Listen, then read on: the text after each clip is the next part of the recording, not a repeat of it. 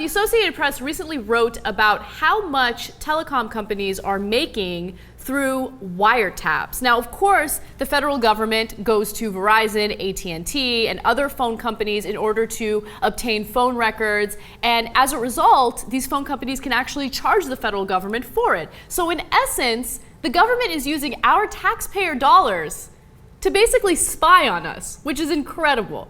And we actually have real facts and figures at this point. We know exactly how much these phone companies are charging the government, so I want to show you those numbers right now.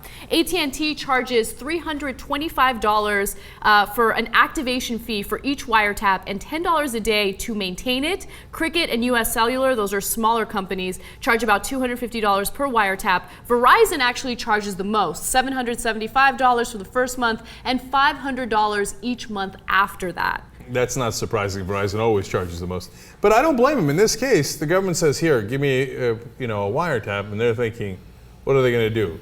Say, no, it costs too much and not get the wiretap? No. So they're like, we got them where we want them. Besides, it's not their money, it's the taxpayer money. They're going to give it to us, right? And besides which, those corporations then later fund the same government anyway. So it's a nice little circle to rob us blind. Now, of course, all the government agencies get paid eventually by the taxpayers. But here we have a direct funnel where those agencies get to funnel the money straight to those phone companies, thereby giving them an extra incentive to cooperate with the wiretapping. Absolutely. I want to give you some more numbers.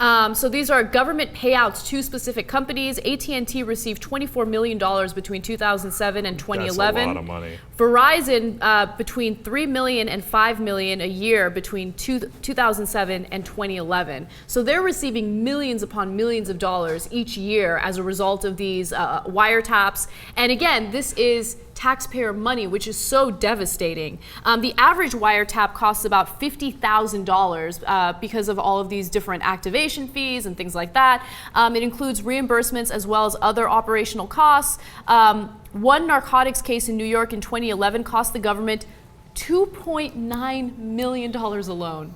Jesus. All right. Now look, understand, in the old days when we wiretapped people that we got warrants on and had probable cause for in a specific crime, etc., that's great. That's good police work. You should wiretap them when you go through the right circles and you catch, whether it's a big drug dealer or a murder, rapist, etc. Terrific, right?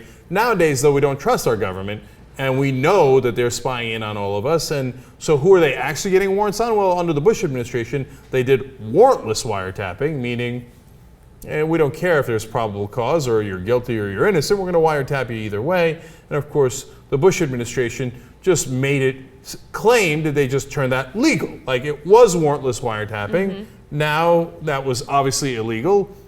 Now we just changed the law and it's legal. They did, to be fair, they did it under Bush that they changed part of the law, and then Obama way over-interpreted that to say that I could do much greater wiretapping, and I just do it under a general warrant, a blanket warrant. So a lot of this money is wasted on spying on us. And as Anna pointed out, they're doing that with our own money. And the thing is, some people will make the argument that it's actually good that these phone companies are charging for these wiretaps because it creates some sort of obstacle to the wiretapping, right? So maybe the government will think twice before wiretapping a specific person if it's going to cost them a lot of money. But the reality is the government doesn't give a crap about how much money they spend on the wiretapping. They waste so much money as it is. So is it a little bit of an obstacle? Sure. Is it enough to deter them from doing what they're doing? Hell no. Yeah, no way. I mean, come on. Verizon alone, I'm sorry to interrupt you, but Verizon receives 250,000 wiretap requests each year. Mm-hmm. 250,000. Right. So did it stop the government from spending when the defense contractors overcharged us by billions of dollars? I mean, in Iraq they did, but they do all the time, et cetera, all through the giant bureaucracy. No, of course it didn't stop them. Because they're going to work for those guys afterwards. So, it's not their money, Lebowski. It's your money. And they're perfectly happy to spend it wiretapping you.